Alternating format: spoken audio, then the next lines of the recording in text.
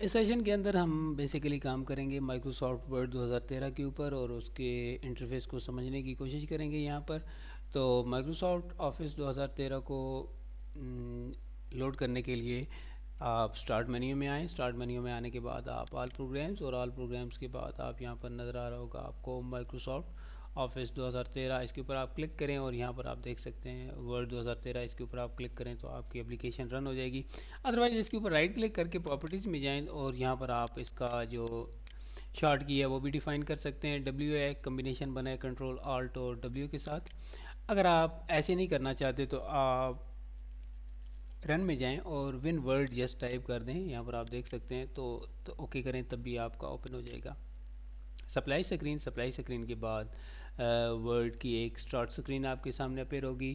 اس screen میں یہ آپ سے پوچھے گا کہ آپ نے کہاں جانا ہے یا کیا کرنا ہے. تو میں نے سب سے پہلے بلینک ڈاکومنٹ میں ہی میں کام کروں گا، لیکن یہاں پر ایک چیز میں آپ کو بتاتا چاہوں کہ اس میں مختلف ٹیمپلیٹس وغیرہ یہاں پر پڑے ہیں جن کے اوپر آپ کام کر سکتے ہیں اکارڈنگ ٹو یور فنکشنالٹی یا اکارڈنگ ٹو یور نیڈ. آپ یہاں سے اپنے ٹیمپلیٹ اٹھا سکتے ہیں اور ان کے اوپر مزید اپنی فنکشنالٹی پرفارم کر سکتے ہیں ڈاکومنٹ کے حوالے سے. ٹھیک ہے، یہاں پر ٹاپ کے اوپر آپ اگر دیکھنا چاہیں تو blank, calendar, card, label, fax, resume, letters وغیرہ ان کے ٹیمپلیٹس جو بنائے ہیں جو یعنی کہ موسٹ وزٹڈ ہوتے ہیں تو وہ یہاں پر نظر آ رہے ہیں. ان کے اوپر آپ کلک کریں تو آپ کو ان کے ٹیمپلیٹس یہاں پر مل جائیں گے. ادروائز یہاں پر سرچ بار کے اندر جا کر آپ students, class, teachers, university, college, business کچھ بھی آپ کر سکتے ہیں اور اپنی یعنی کہ نیڈ کے مطابق یہاں سے آپ ٹیمپلیٹ لے سکتے ہیں. کچھ فری آف کاسٹ ہوتے ہیں اور کچھ آپ کو بائی کرنے پڑتے ہیں اور پھر وہ ڈاؤن لوڈ کر کے آپ یوز کر سکتے ہیں. میں بیسیکلی شروع میں ابھی ہوں تو یہاں پر میں بلینک ڈاکومنٹ کے اوپر کلک کرتا ہوں. بلینک ڈاکومنٹ کے اوپر کلک کرنے کے بعد آپ کے پاس یہاں پر ایک انوائرمنٹ جو اوپن ہوگا ورڈ 2013 کا. اس میں ٹاپ کے اوپر یہاں پر کوئک ایکسیس ٹول بار ہوتی ہے. کوئک ایکسیس ٹول بار یہاں پر اور اس سے آگے اسی ٹائٹل بار کے اوپر ڈاکومنٹ کا نام اور ڈاکومنٹ کا جو بھی پروڈکٹ جس میں یہ ڈاکومنٹ ہم پریپیئر کر رہے ہیں ورڈ ہے تو پروڈکٹ کا نام ہے. اور اس کے ساتھ آگے آپ دیکھ سکتے ہیں کہ ریبن ڈسپلے آپشن موجود ہے. اس کے ساتھ بٹنز ہیں میکسیمائز، منیمائز اور کلوز کے. تو یہ سٹیپ بائی سٹیپ ابھی ہم یہاں پر ڈسکس کریں گے. تو اس کے ساتھ مائکروسافٹ کا جو بھی آپ کا اکاؤنٹ ہے اس میں آپ سائن ان ہو سکتے ہیں اور مختلف سیٹنگز ہیں جو اکاؤنٹ کی وہ بھی آپ کر سکتے ہیں. فوٹو چینج، اباؤٹ میں اکاؤنٹ سیٹنگز وغیرہ یہاں پر موجود ہوتی ہیں. اور اس کے ساتھ آپ کو یہاں پر نیچے ہاریزونٹلی ایک نظر آ رہی ہوتی ہے سکرول بار جس کی مدد سے آپ کا document up and down move ہوتا ہے یا آپ کا page up and down move ہوتا ہے. ٹھیک ہے، اس سے نیچے یہاں پر آپ کو زوم سلائڈر نظر آئے گا جس کی مدد سے آپ زوم ان آؤٹ کر سکتے ہیں، بڑھا سکتے ہیں، انکریز یا ڈیکریز کر سکتے ہیں. اس کے ساتھ یہاں پر یہ جو پرسنٹیج میں زومنگ نظر آ رہی ہے اس کے اوپر آپ کلک کریں تو مزید اس کے آپشنز کھل جاتے ہیں جن میں جا کر آپ مزید سیٹنگ اس کی کر سکتے ہیں. ابھی میں اس کو زیادہ نہیں کروں گا. یہاں پر آپ دیکھ لیں کہ یہ ویوز کے بٹن ہیں. تو ویوز کے بٹنز میں آپ ریڈ موڈ ہے، ریڈ موڈ کے ساتھ پرنٹ لے آؤٹ ہے اور یہاں پر آپ کو ویب لے آؤٹ نظر آئے گا یعنی کہ ویب کے اوپر جیسے پوسٹ ہوگا تو یہ کیسے نظر آئے گا، پرنٹ لے آؤٹ کیسا نظر آئے گا. اور اس کے ساتھ یہاں پر ریڈ موڈ ہے. تو زیادہ یہ بائی ڈیفالٹ اس کا ہوتا ہے وہ آپ کو نظر آ رہا ہے سینٹر میں تو وہ پرنٹ ویو ہی ہوتا ہے یا پرنٹ لے آؤٹ ہوتا ہے جس کے اندر ہی ہم رہ کر کام کر رہے ہوتے ہیں. ٹھیک ہے، اس کے ساتھ یہاں پر آپ کو یہ ایک بلیو پٹی نظر آ رہی ہے جسے ہم اسٹیٹس بار کا کہتے ہیں. اس کے اوپر اگر آپ رائٹ کلک کریں تو مزید ٹول اس کے اوپر آپ لوڈ کر سکتے ہیں اور ان لوڈ بھی کر سکتے ہیں یہاں سے یعنی کہ چیک اینڈ ان چیک کر سکتے ہیں. اس کے ساتھ مزید آپ کو یہاں پر لینگویج کی ایک آپ کہہ سکتے ہیں کہ لینگویج کا بٹن نظر آ رہا ہے اور اس کے ساتھ آپ کو یہاں پر نظر آ رہے ہیں کہ ورڈ کتنے ابھی ڈاکومنٹ میں. تو یہاں پر آپ دیکھ سکتے ہیں کہ ابھی میرے ڈاکومنٹ میں کوئی ورڈ نہیں ہے، پیج نمبر 1 ہے اور یہ ساری معلومات یہاں پر یہ آپ کو دیتا ہے.